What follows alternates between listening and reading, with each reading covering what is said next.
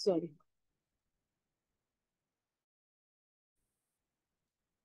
Sorry हा, आज जरा माझी थोडी अडचण होती त्यामुळे उशीर झाला थोडासा जॉईन व्हायला.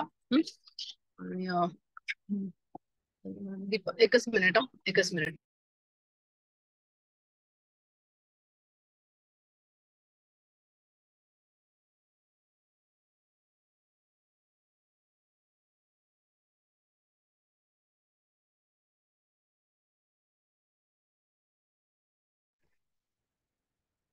आता दीपाली माताजींनी जो श्लोक वाचला, आणि जे आपण ट्रान्सलेशन तुम्ही ऐकलं, तीन महत्वाचे शब्द आहेत. ओके.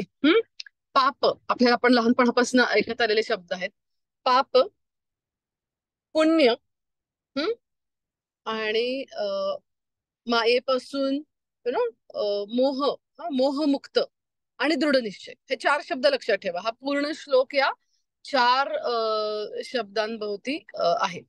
आणि आपण म्हणतो, तुम्ही म्हणाल की प्रत्येक वक्ता असंच म्हणतो की हा श्लोक खूप महत्वाचा आहे, पण खरंच आहे माहिती, भगवद्गीतेतील प्रत्येक श्लोक महत्वाचा आहे. कधी ना आपल्याला कधी कधी वाटेल हे हे सारखंच आहे, मागच्या वेळेला पण या माताजीने हेच सांगितलं होतं आणि आता पण असंच साधारण आहे. पण तुम्ही जर बारकाईने त्याचे जर समजून घेतलात ना, तर त्याच्यातले आपल्याला बारकावे समजतात आणि त्याच्यातले आपल्याला फरक कळतात.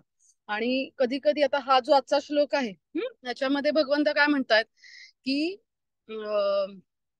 तू पापाचा हे कर, लाईक पाप करायचं बंद कर, पुण्याचा साठा कर.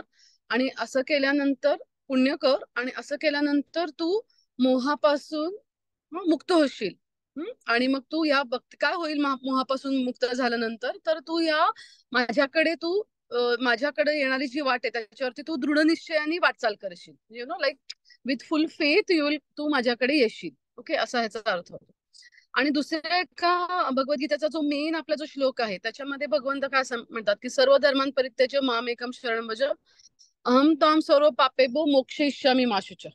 है ना, की तुला मी सर्व पापांपासून मी तुला मुक्ती देईन. हे ह्या दोन श्लोकांचा जर तुम्ही असं विचारपूर्वक अभ्यास केलात ना, तर तुम्हाला समजेल की आपण कधी कधी असं लक्षात येईल तुमच्या की आपण कधी कधी ना भगवंतांना म्हणतो ना की ग्रँटेड घेतो, की अच्छा भगवंत आहेत ना, ते आपलं पापापासून हे करतील ना, आणि प्लस ते आपल्याला हे सवलत देतील, ते सवलत देतील. सो आपण भगवंतांना सुद्धा कधी कधी ग्रँटेड घेतो. ओके. हा, परंतु या श्लोकामध्ये बघा, या श्लोकामध्ये भगवंत क्लिअरली सांगतायत की तुला पापापासून, तुला जे काही तू, आणि नुसते एका जन्मांचे नाही, तू अनेक जन्म ते करतायस त्याचे सगळं तुला थांबवायचंय. You have to stop it. जी काही पापकर्म करतोस ती थांबवायचीस आणि तुला तुझे पुण्यकर्म वाढवायचे. आणि नुसते थोडे थोडे कन्सिडरेबल, कन्सिडरेबल पुण्यकर्म तुला वाढवायचे आहेत. तर आता ह्याच्यामध्ये जर पाहिलं ना तुम्ही, तर पाप, ओके, तर आपल्याला काय वाटतं की मी तर मी तर एक गृहिणी आहे ना, बारामतीमध्ये एका सिंपल घरामध्ये राहणारी मी एक गृहिणी आहे किंवा वर्किंग आहे, जे वॉट एव्हर, गृहिणी तर आहोतच आपण सगळे. तर मी असं काय पाप करणार आहे, लाईक ते कोण चोर दरोडेखोर स्मगलर्स शहरातले, त्यांचं काम आहे. मी असलं काय पापाचे वगैरे तसं नाही. सो हेच जन्म नाही ना, हा जन्म ठीक आहे तुम्हाला एक स्त्री म्हणून मिळाला आहे ना, बारामतीमध्ये मिळालं किंवा अराउंड भारतात तरी मिळालं, निदान महाराष्ट्रात आहात. परंतु मागच्या जन्मांमध्ये जे काय केले त्याचं काय, हा पण एक हिशोब आहे आपल्याला. तर ते पाप म्हणलं, तुम्ही म्हणाल की नक्की पाप म्हणजे काय ना, पापाच्या डेफिनेशन्स काय राहतात. तर तसं एक बेसिक बेसिक काय गोष्ट येतात. आपल्याला सुद्धा इस्कॉन मध्ये प्रभुपादांनी जे 4 प्रिन्सिपल्स पाळायला सांगितलेत, ते पापमयी कृत्यांपासून लांब राहायचं. तर त्याचा बेस काय आहे. तर धर्माचे जे 4 स्तंभ आहेत, है ना, की सत्य, शुची, दया आणि तप, है ना. तर मग आपल्याला प्रभुपादांनी काय 4 हे दिलेले आहेत, की जुगार खेळू नका, है ना, नो गॅम्बलिंग. जुगार खेळू नका. तर ह्यानी काय होतं, तर आपलं जे सत्य सत्य हा जो धर्माचा पाया आहे, त्याचं रक्षण होतं. ते जो धर्माचा खांब आहे त्याचं रक्षण होतं. दुसरा धर्माचा खांब आहे तो म्हणजे शुची, है ना. शुची म्हणजे पवित्रता किंवा शुद्धता किंवा स्वच्छता.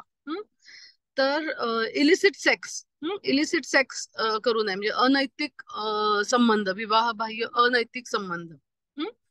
हे जर कोणी केलं तर ते पाप म्हणू शकतो, आणि हे करू नका, म्हणजे आपल्या चार ह्याच्यामध्ये प्रभुपादांनी सांगितलेलं आहे. ओके. तिसरा धर्माचा स्तंभ काय आहे? तर दया. है ना, दया. है ना, सत्य, सुची आणि दया. दयेचं आपण कशा रीतीने या धर्माच्या ह्याचं पालन करू शकतो? तर मांसाहार टाळू. है ना, आपण त्या प्राणी मात्रांवरती दया दाखवून, है ना, ते एक आपण धर्माचं हे करू शकतो. आणि चौथा धर्माचा स्तंभ आहे तो म्हणजे तप. है ना, तप. तर तपाचं कसं आपण हे करू शकतो? तर नशापान न करता. तर आता बहुतांश लोक म्हणजे आपल्यासारख्या तरी गृहिणी, बहुतांश आपण जणी ह्या चार नियमांचं पालन करतो. है ना, नो गॅमलिंग नाही, अनैतिक संबंध नाहीत, त्याच्यानंतर मांसाहार नाही, आणि नशापान नाही.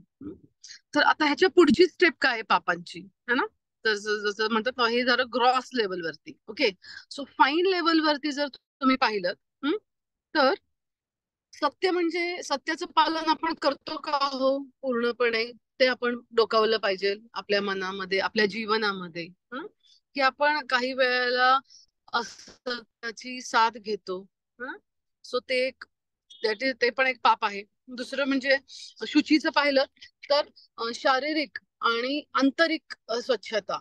जशी शारीरिक स्वच्छता महत्वाची आहे, तशीच आंतरिक स्वच्छता देखील महत्वाची आहे. सो ते आपण करतोय का? दया, ठीक आहे, आपण मांसाहार नसं करू, परंतु तुम्ही जर शेवटी दया म्हणजे काय ना, की मांसाहार म्हणजे काय, त्याला ते एकदम मारणंच ना, जीवेनिशी मारणं. ओके. परंतु तुम्ही जर कुणाला कठोर शब्द बोलत असाल आणि त्यांनी जर तुम्ही त्याचं मन दुखवत असाल, सो ती पण एक प्रकारची हत्याच होते ना. है ना? ते पण एक प्रकारची, त्याला दया दाखवत नाहीत ना आपण त्या जीवाप्रती. आणि चौथं आहे ते म्हणजे तप. तर ग्रॉस लेवलवरती आपल्याला प्रिन्सिपल दिले की नशापान करायचं नाही, परंतु तपाचरणामध्ये की आपण जसं की एकादशी पालन करणं म्हणा, किंवा कधीतरी एक्स्ट्रा माळा करणं, किंवा कुठले व्रत पाळणं. आता हे सपोज चातुर्मासाचं व्रत आहे. असं तपचरण केल्याने आपली मानसिक शक्ती, मानसिक शक्ती, आपली आध्यात्मिक बळ नक्कीच वाढतं. सो अशा प्रकारचे हे चार धर्माचे स्तंभ आहेत. ओके. आता हे झालं पापाविषयी. ओके. आता पुण्याविषयी जर बोलायचं असेल, पुण्याविषयी, तर एक उन्मुखी सुकृती हा एक खूप जड शब्द आहे, पण थोडासा लक्षात ठेवा. ओके. सो तुम्ही पाहिलं त्याच्यामध्ये असे त्यांनी तीन हे दाखवलेत की पुण्याचे, आय एम सॉरी, तर पुण्याचे जर बघितलेत ना, तर पुण्य आपण कशासाठी करतो? है ना, कशासाठी करतात पुण्य लोक इन जनरल? तीन गोष्टी, एक तर भोगा, क्लेश आणि भक्ती. म्हणजे भक्ती, भोगा उन्मुखी, क्लेशा उन्मुखी आणि भक्ती उन्मुखी.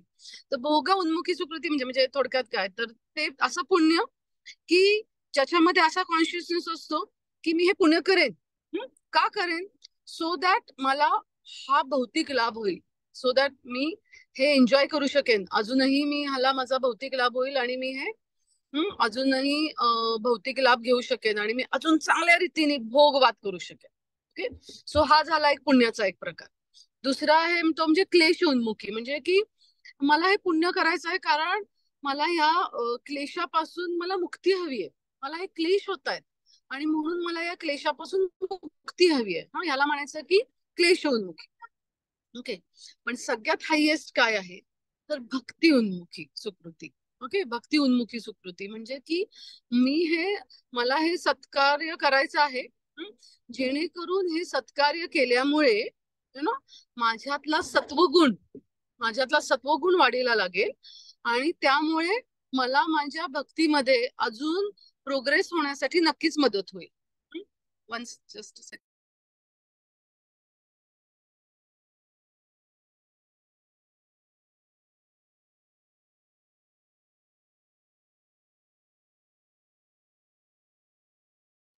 ओके.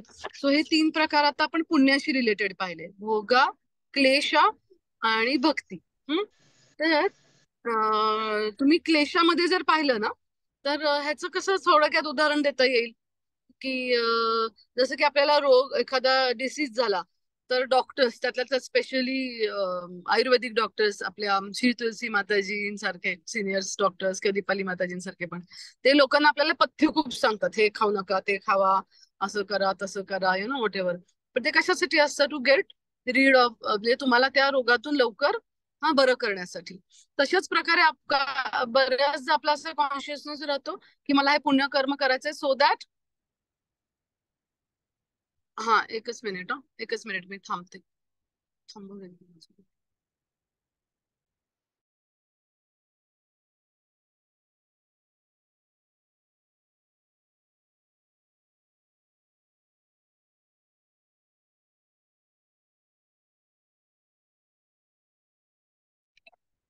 आता येतोय आवाज?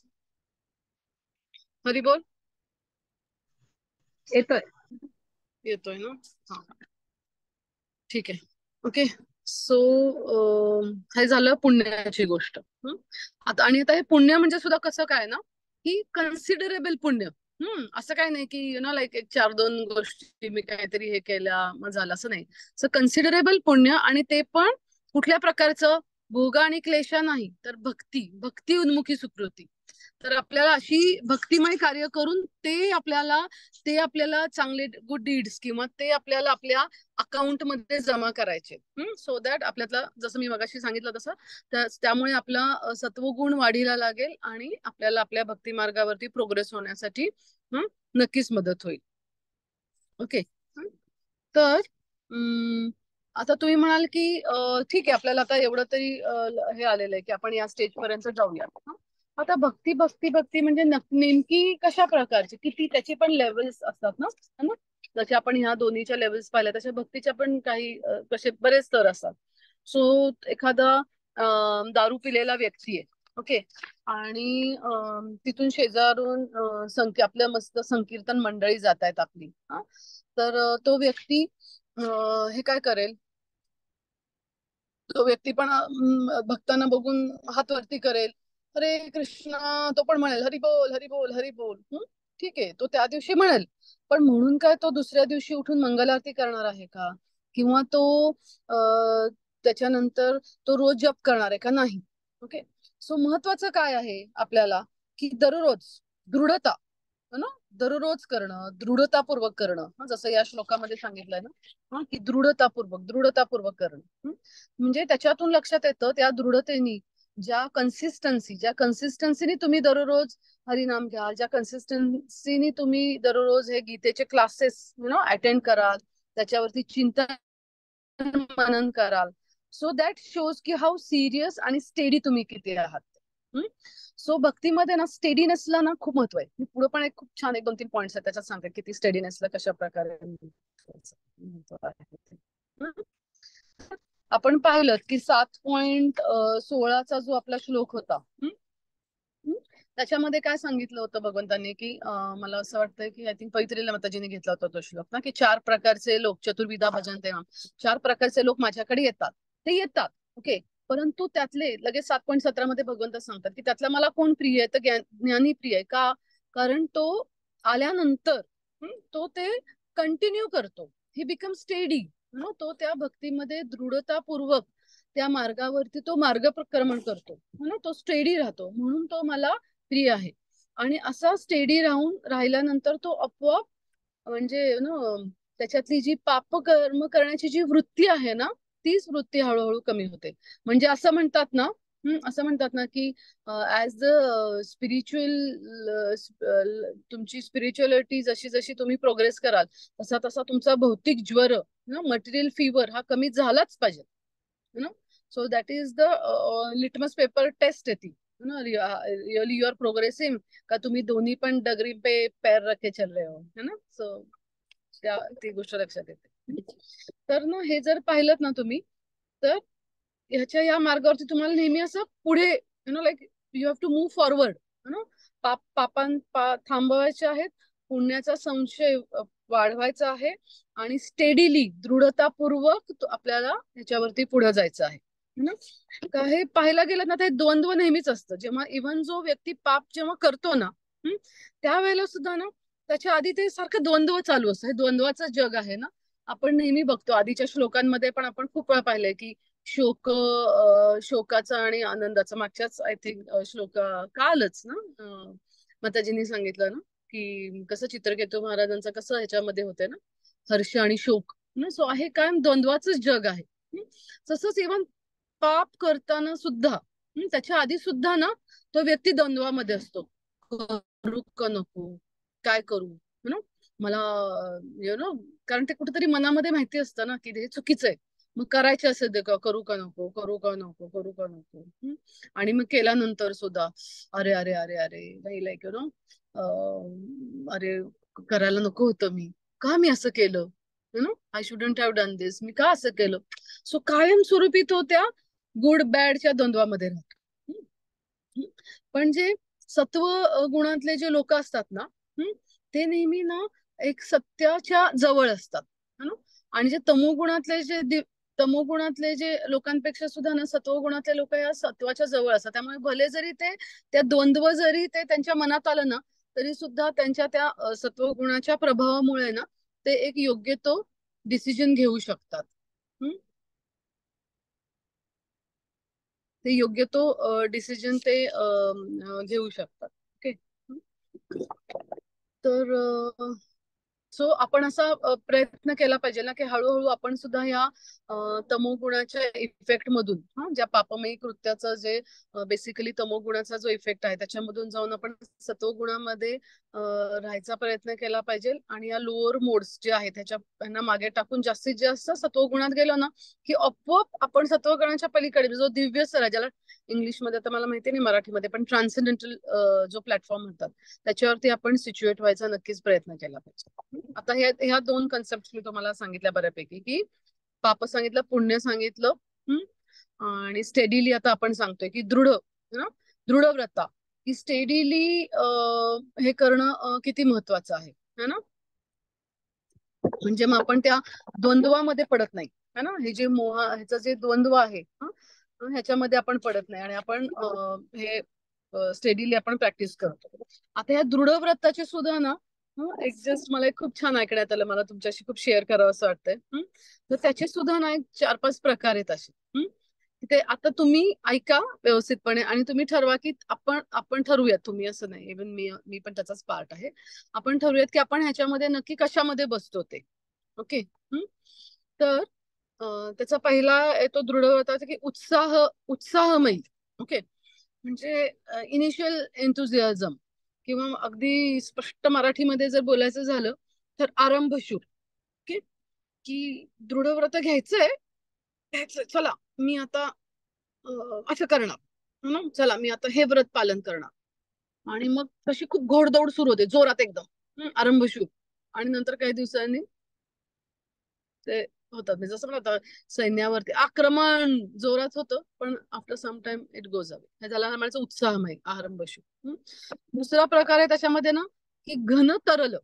शब्दावरूनच तुम्हाला कळेल घन तरल म्हणजे कधी कमी कधी घट्ट कधी पातळ. घन तरल म्हणजे की कधी कधी असं एखादं लेक्चर ऐकलं, आज 1:45चा अलार्म लावला, 2 वाजताचा गीताचा आपला क्लास अटेंड केला आणि फॉर एक्झाम्पल श्री तुलसी माताजींनी केवढं छान सांगितलं की एवढे महाराष्ट्रातले सगळे संत एवढी विठ्ठलाची भक्ती करतात, एवढं हरिनामाचं महत्व आहे, चला मी आता उद्या उठणार आणि मी माझ्या सकाळी 4 माळा 8 माळा ज्या काय आहेत ते मी करणार. ओके. झालं घन. थोड्या दिवसांनी येतं तरल. पण तो थोड्या दिवसांनी खूप दिवस मग गीता क्लासेस अटेंड झाले नाहीत की मग ते तरलची स्टेज येते. कारण आपल्याला कसं नाही कलियुगामध्ये ना आपल्याला एक कॉन्स्टंट रिमाइंडर लागतो ना. We need someone to remind us. म्हणून तर असोसिएशनचं महत्वाचं आहे ना. आणि म्हणून तर मी तुम्हाला मैत्रिणींना सारखं सांगते की आमचे हे गीतेचे क्लासेस लाईक एक हाफ एन आवर मध्ये आपल्याला एवढा इसेन्स कळतो, घर बसल्या कळतो. त्यामुळे तुम्ही ना रोज अलार्म लावून हे ऐकत जावा. म्हणजे ती तरल स्टेज येणार नाही, नेहमीच तुम्ही त्या घन स्टेज मध्ये राहाल. मग खूप दिवस गीता क्लासेस अटेंड केले नाहीत, भक्त मैत्रिणींचे काही कॉल झाले नाहीत, प्रोग्राम अटेंड झाला नाहीत की आपोआप तरल स्टेज येते आणि मग परत आपण ढिले पडतो. त्याच घन तरल.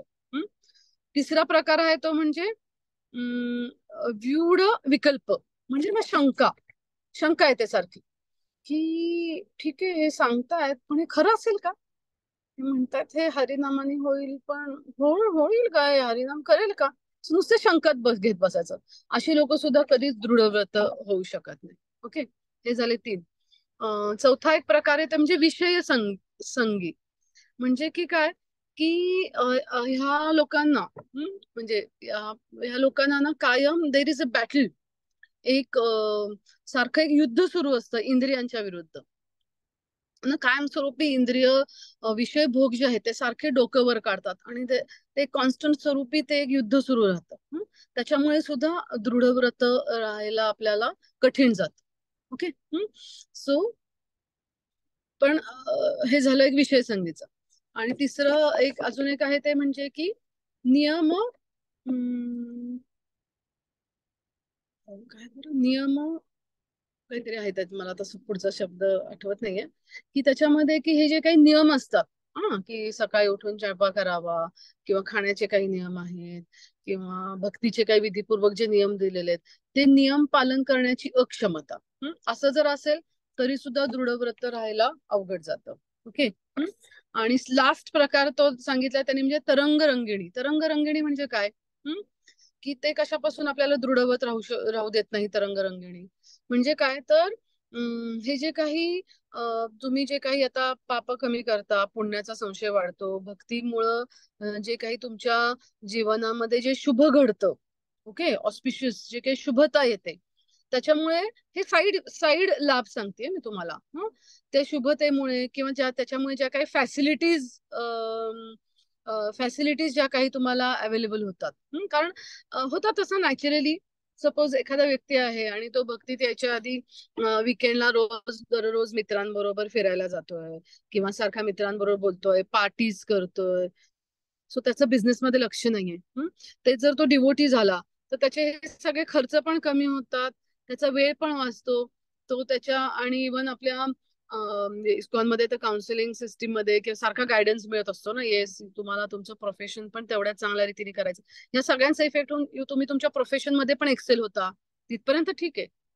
पण त्याचे जे एक्सेल झालेले जे फळं आहेत, म्हणजे मी तुम्हाला हे इनडायरेक्ट फायदे सांगते भक्तीचे, ते जे फळ आहेत. So if you keep on enjoying किंवा त्याच्यातच तुम्ही रममाण झालात, तरी सुद्धा तुम्ही दृढव्रत राहू शकत.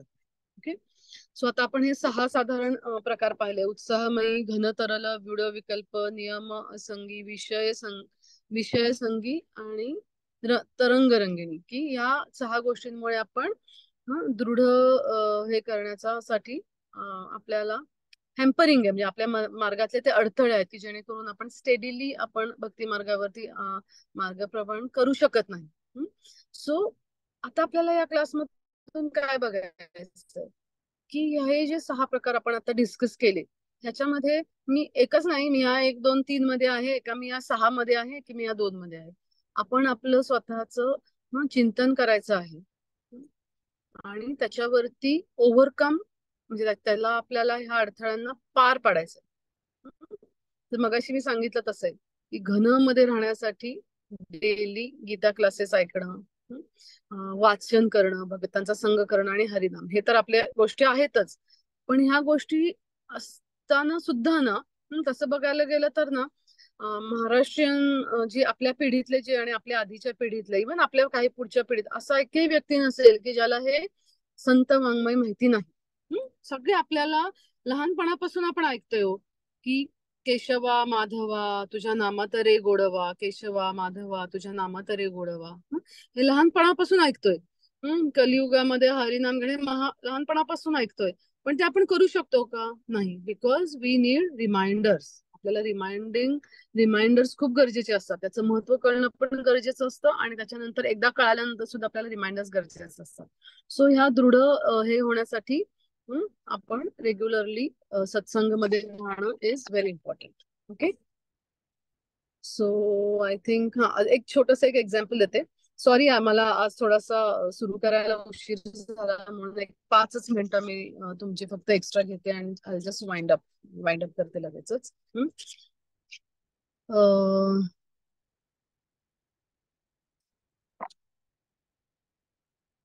हा.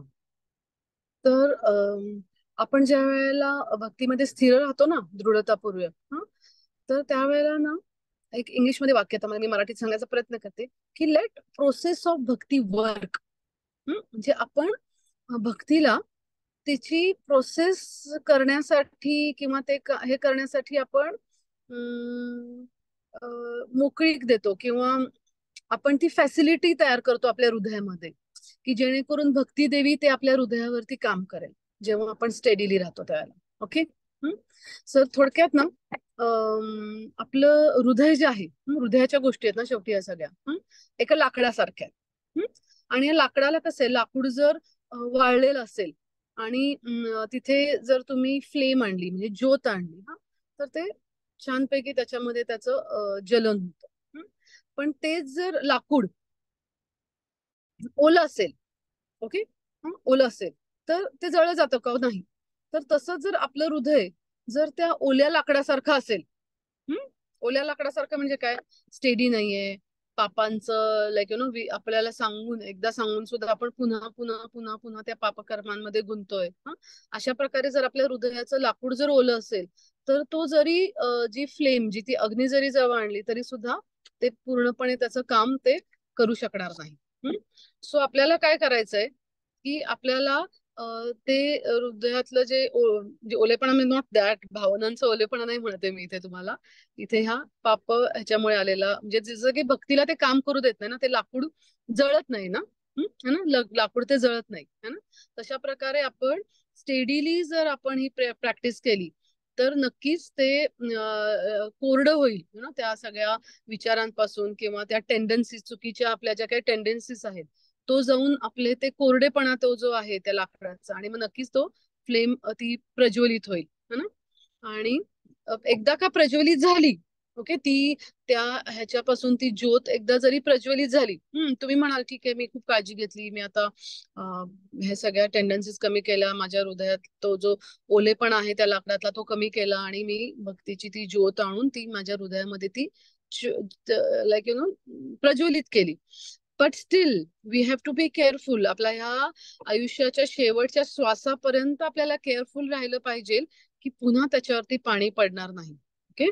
सो त्याच्यासाठी काय महत्वाचं आहे, जसं मी पुन्हा पुन्हा सांगत आली आहे तसं, की पाणी पडणार नाही याच्यासाठी 3 गोष्टी महत्वाच्या आहेत, की चुकीच्या गोष्टी करण्यापासून अटकाव करायचा आहे, चांगल्या गोष्टी करायच्या आहेत, पुण्य संशय करायचा आहे, आणि दृढतापूर्वक आपण ह्या मार्गावरती मार्गक्रमण करायचं आहे, सो दॅट आपण एक खूप चांगल्या रीतीने आपण एक एक्झाम्पल सेट करू शकू, आणि आपल्या आयुष्याचं गोल आपण नक्कीच मिळवू शकू. Okay. So thank you so much. मी हे चेंज करते. कोणाला काही प्रश्न असतील तर तुम्ही नक्कीच विचारू शकता.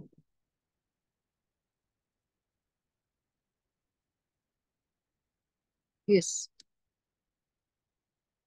नाही तर मग थांबूयात, कारण ऑलरेडी बराच उशीर झाला, आणि मी माफी मागते तुम्हा सर्वांची. हरी बोल. खूप छान झालं माताजी, खूप प्रॅक्टिकल होतं तुमचं लेक्चर. आणि बहुधा तुम्ही गाडीत बसून देताय का? हो, माझी आज व्हिजिट असते ना नातेपुते. आणि काय झालं त्याच्यात आधी ना, एक एक मीटिंग संपवती आमची एक, आणि ती संपायला उशीर झाला नेमकी, म्हणजे आमची खूप छान, खूप रिलेटेड छान. होती. त्यामुळे फक्त सॉरी, एक तर मला विचारायचं होतं, थांबावं लागलं. श्लोक रेकॉर्डिंग झालाय का? नाहीतर मग ते लेक्चर ऐकताना श्लोक ऐकला जाईल का? म्हणजे युट्यूबवर माझ्याकडे आता नाहीये भगवद्गीता नेमकी जवळ.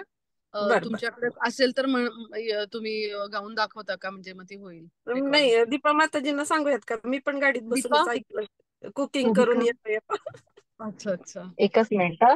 आहे का, असेल तर